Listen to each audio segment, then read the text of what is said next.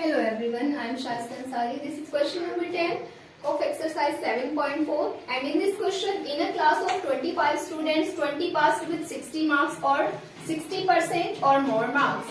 तो एक class A है एंड उस A क्लास में टोटल 25 स्टूडेंट्स हैं जिसमें से 20 स्टूडेंट्स पास हो चुके हैं 60% एंड उससे ज्यादा मार्क्स से। एंड उसके बाद in an other class B, एक और क्लास है वो है class B of 30 students and उस क्लास में जो टोटल स्टूडेंट्स है वो है 30 स्टूडेंट्स जिसमें से 24 पास हुए हैं विद 60% और मोर मार्क्स। 60% मार्क्स से पास हुए हैं एंड उससे ज्यादा मार्क्स से पास हुए हैं। In which class was a greater fraction of students getting with 60% or more marks? तो किस क्लास की फ्रैक्शन ग्रेटर है जिसमें स्टूडेंट्स ज्यादा पास हुए हैं 60% मार्क्स से एंड उससे ज्यादा मार्क्स से। तो सबसे पहले हमें इन दोनों क्लासेस की फ्रैक्शंस को लिखना होगा। तो एक A क्लास है एंड एक B क्लास है। तो यहाँ लिखते हैं क्लास A एंड उसके बाद लिखते हैं क्लास B। तो A क्लास में जो फ्रैक्शन बनेगी वो क्या फ्रैक्शन बनेगी? टोटल है 25 स्टूडेंट्स एंड उसमें से 20 हुए हैं पास 60% मार्क्स से। तो जो टोटल नंबर जब भी हमारे पास आता है उसको लिखते हैं डिनोमिनेटर में एंड जितने वो पास हुए हैं स्टूडेंट्स उसको लिखेंगे न्यूमेरेटर में।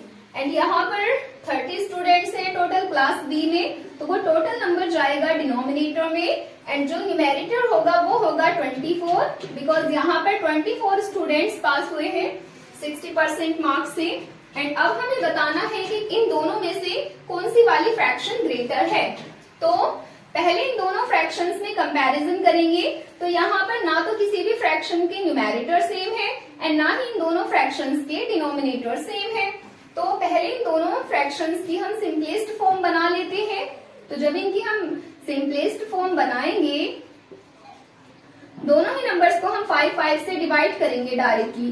5 4 जा 20 एंड 5 5 जा 25। तो इसकी जो फ्रैक्शन बनी है वो बनी है 4/5 एंड अब इसको 24/30 को डिवाइड करते हैं किसी सेम नंबर से। तो 24 एंड 30 को हम डायरेक्टली 6 से डिवाइड करेंगे यहाँ। सो इट विल बी 6 4 जा 24 एंड 6 5 जा 30। तो अब इनकी जो हमने न्यू फ्रैक्शंस बनाई हैं तो वो दोनों की ही 4/5 एंड 4/5 ही फ्रैक्शंस बनी हैं।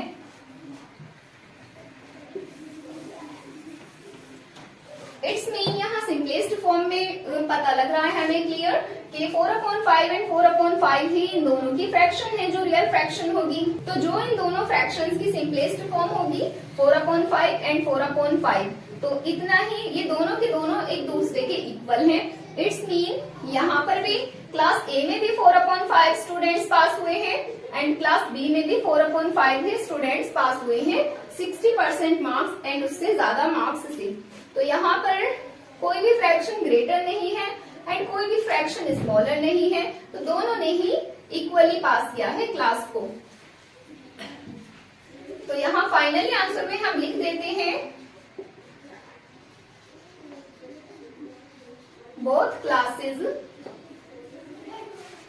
have same fraction.